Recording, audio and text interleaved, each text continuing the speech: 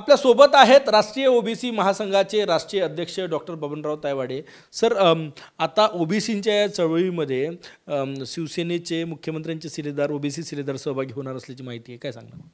नाही, नक्की आहे की परवाच माननीय मुख्यमंत्र्यांची माझी जेव्हा भेट झाली तेव्हा माझ्यासोबत आपल्या नागपूरचे एक प्रसिद्ध युवा नेतृत्व किरण पांडव माझ्यासोबत होते आणि मी शिंदे साहेबांना विनंती केली की किरणसारखे जे युवा नेतृत्व आहे ते आमच्या राष्ट्रीय ओबीसीमध्ये काम करण्याकरता यांना परवानगी द्या आणि खुले मनाने त्यांनी त्याला परवानगी दिली आणि त्यांनीसुद्धा ते स्वीकारली।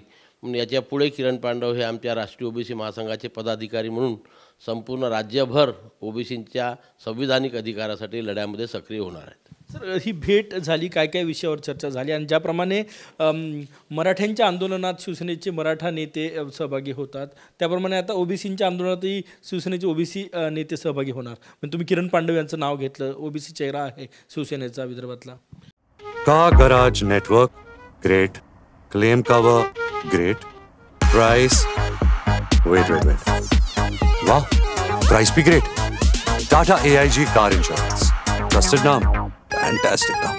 नाही, हे बघा की राष्ट्रीय ओबीसी महासंघ हा सुरुवातीपासून NGO म्हणून काम करतो आणि सर्व पक्षाचे लोक आमच्या संघटनेमध्ये आहे, विचारपीठावर येतात, ओबीसीच्या संविधानिक हक्कासाठी ताकद देतात।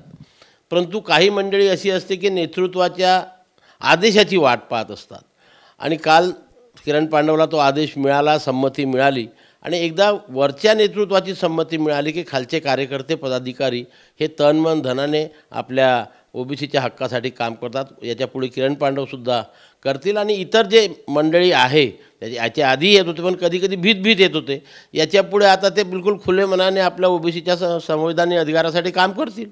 तुम्ही किरण पांडव आणि त्या नेत्यांना निमंत्रण देणार तुमचे मेळावे आंदोलनात?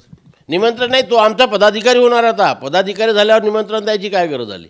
पदाधिकारी म्हणून त्यांनी काम करण्याची संमती दर्शवलेली आहे आणि तो संपूर्ण महाराष्ट्र आणि देशामध्ये युवांचं नेतृत्व करण्याची त्याची तयारी आहे।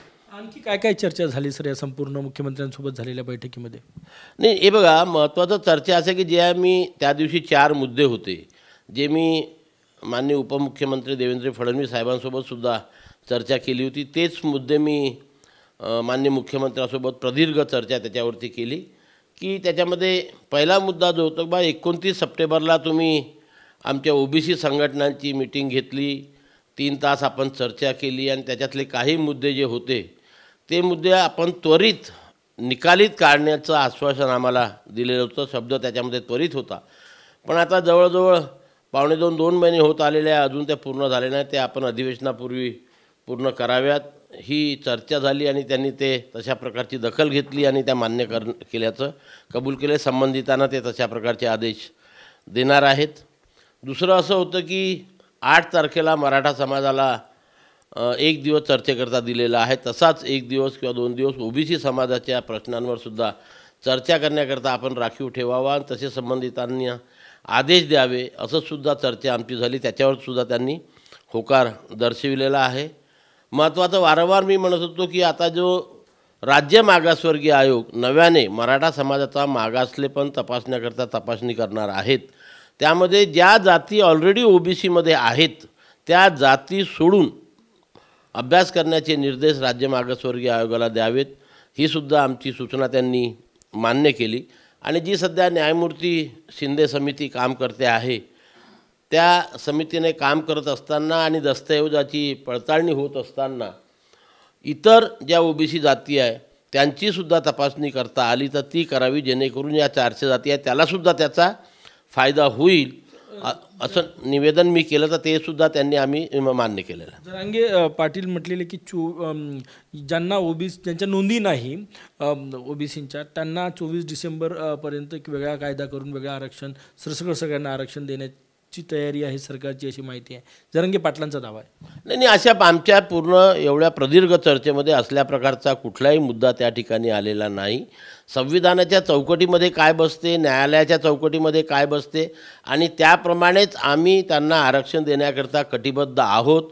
असं स्पष्ट माननीय मुख्यमंत्र्यांनी सांगितलेलं आहे की जे संविधानाच्या चौकटीत बसणार नाही आणि न्यायालयाच्या चौकटीत बसणार नाही तशा प्रकारचं कुठलंही कृत्य या सरकारच्या मार्फत होणार नाही. समजा त्यांनी कायदा करून देतो म्हटलं तर तुमचा विरोध कशासाठी? कायदा नाही होऊ शकत, नाही न्यायालय. हे बघा, मी वारंवार सांगत असतो की जर कायदा करायचा तर आता त्यांनी पुन्हा नव्याने मागासवर्गीय आयोगाकडे केल्या. राज्य मागासवर्गीय आयोगाचा जोपर्यंत आता अहवाल येणार नाही, कारण इथे आता पुन्हा हे केल्या गेलं ना, प्रकरण थांबलं. राज्य मागासवर्गीय आयोग जोपर्यंत अहवाल येणार नाही त्या अहवालाच्या भरोश्यावर काय कायदा करायचा तो ठरला जाईल. त्याच्यामुळे तो अहवाल येईपर्यंत आता कायदा होऊ शकत नाही. शेवटचा प्रश्न, लोकशाहीमध्ये कुठल्या जातीचा कुठल्या प्रवर्गाचा राजकीय प्रभाव किती याच्याकडे बघितलं जातं. जसं मराठा समाज ज्याचा राजकीय प्रभाव मोठा आहे त्यामुळे नेते पण ती मागणी लावून धरतात. ओबीसींच्या बाबतीत काय सांगणार? नाही, हे बघा, तुम्ही आता दिवसेंदिवस बघा ओबीसींचे नेतेसुद्धा आता आक्रमक व्हायला लागलेलं आहे. आणि आता भविष्य तर ओबीसीच्या नेतृत्वाला एवढं चांगलं आहे की पूर्ण देश ओबीसीमय होत चाललेला आहे.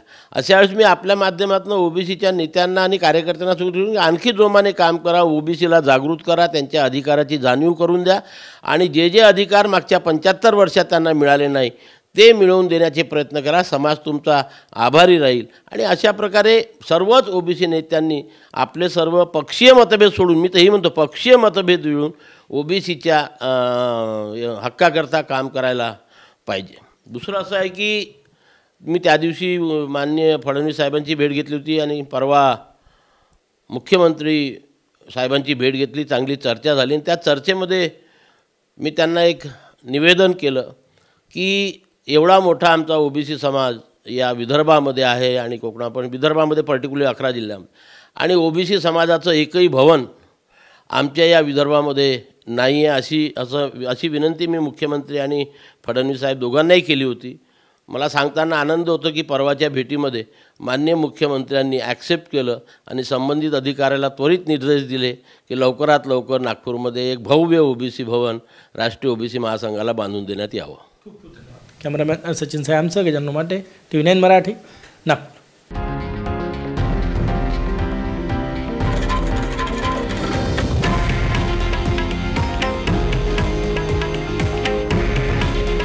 हे आहे देशातील नंबर 1 न्यूज नेटवर्क आणि आपण पाहत आहात TV9 मराठी. काळजी तुमची, हित महाराष्ट्राचं.